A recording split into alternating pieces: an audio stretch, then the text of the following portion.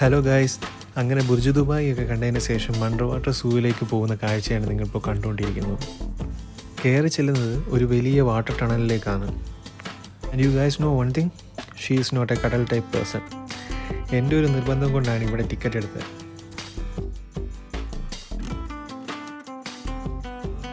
ദൈവമേ, ഇത് ഇവിടെയും കൊണ്ട് തീർന്നു എന്ന് വിചാരിച്ചിരിക്കുമ്പോൾ അതേ ചെറിയ ഓരോ കാൽപ്പാടുകൾ ഫ്ലോറിൽ.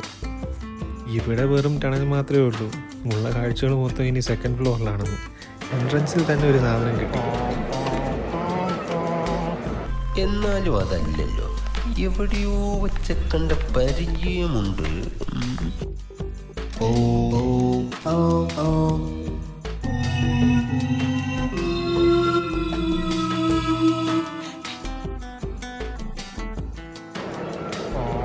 എങ്ങാനും ഷാർക്ക് വന്ന് സംസാരിച്ചാലെന്ന് വെച്ച് നോക്കിയപ്പോഴേക്ക് ഷാർക്ക് പോയിട്ടൊരു കുഞ്ഞ് ചൂടമീൻ പോലും അവിടെ നിൽക്കുന്നില്ല. എല്ലാം ഏരിയ വിട്ടു.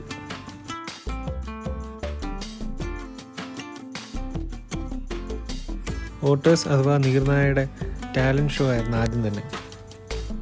നമ്മുടെ ദുബായ് ട്രിപ്പിൻ്റെ ട്രാവൽ പാർട്ട്നേഴ്സ് ആയിരുന്നത് ക്ലൗഡ് ലൈഫ് ട്രാവൽസ് ആണ്. നമുക്ക് വേണ്ട ടിക്കറ്റ്സും കാര്യങ്ങളും എല്ലാം എടുത്തു തന്നവരാണ്.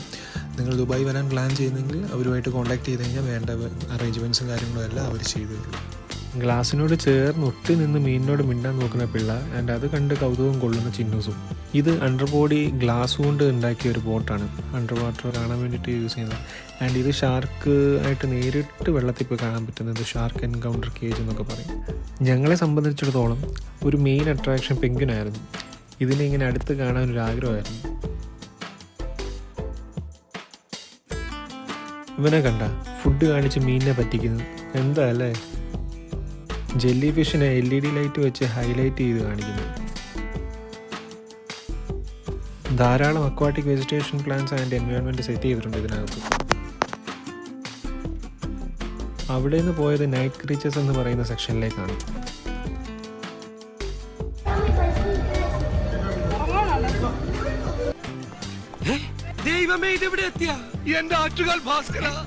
പിന്നെ ലിസാർഡ്, സ്നേക്സ്, ഇഗ്വാന ആൻഡ് ചെറിയ ക്രീച്ചേഴ്സ് ആണ് അവിടെ ഉള്ളത്.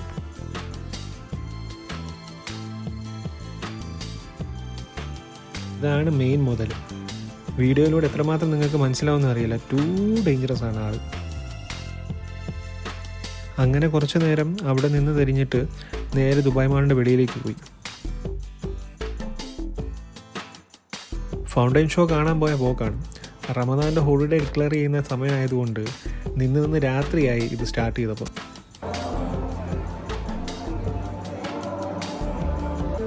ആൻഡ് ഇപ്പം കറൻ്റ്ലി ഫൗണ്ടൈൻ ഷോ നിർത്തി വച്ചേക്കെന്ന് അറിയാൻ കഴിഞ്ഞത് റിനോവേഷൻ വർക്ക്സ് കൊണ്ട്.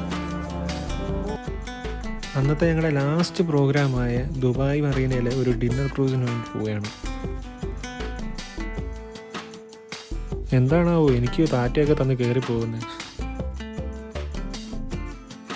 ഒരു ക്ലാസ് ആൻഡ് റിഫ്രഷിങ് എക്സ്പീരിയൻസ് ആയിരുന്നു ശരിക്കും ഇത്. നമ്മുടെ നാട്ടിൽ ആലപ്പുഴ ആൻഡ് കുമരകമുള്ള ബോട്ടിംഗ് പോലെ തന്നെ വ്യത്യസ്ത രീതിയിലുള്ള ബോട്ടുകൾ ഇവിടെ കാണാൻ പറ്റും.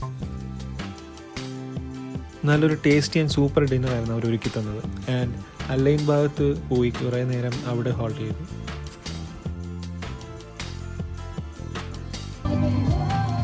കൂടാതെ എൻ്റർടൈൻമെൻറ്റ്സ് പ്രോഗ്രാം ഉണ്ടായിരുന്നു, പിന്നെ ഒരു ഓളമായിരുന്നു. ആൻഡ് നമ്മളെ കൂടാതെ ഒരു ഇന്ത്യൻ ഫാമിലി കൂടെ ഉണ്ടായിരുന്നു.